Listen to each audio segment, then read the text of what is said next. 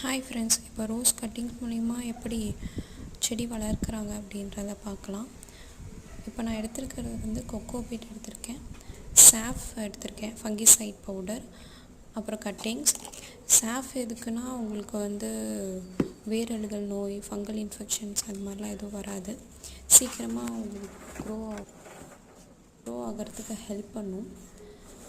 இப்போ நம்ம ஒரு பாட்டில் வந்து கொக்கோ பீட் வந்து நான் ஃபில் பண்ணிக்கலாம்.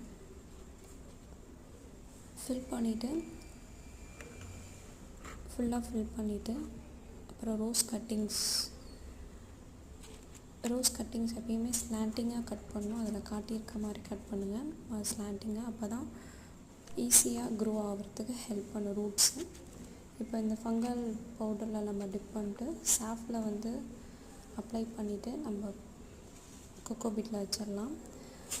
அதே மாதிரி 4 கட்டிங்ஸும் அதே மாதிரி ஃபுல்லாக அப்ளை பண்ணிவிட்டு நம்ம அதை ப்ளேஸ் பண்ணிடலாம்.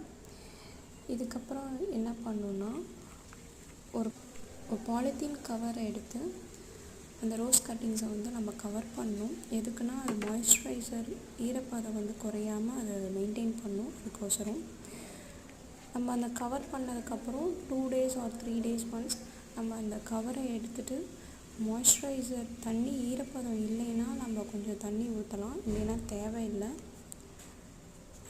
இதே மாதிரி நெக்ஸ்ட் வீடியோவில் உங்களுக்கு எப்படி ரிசல்ட் வந்திருக்குன்னு நெக்ஸ்ட் வீடியோவில் காமிக்கிறேன். Thank you friends.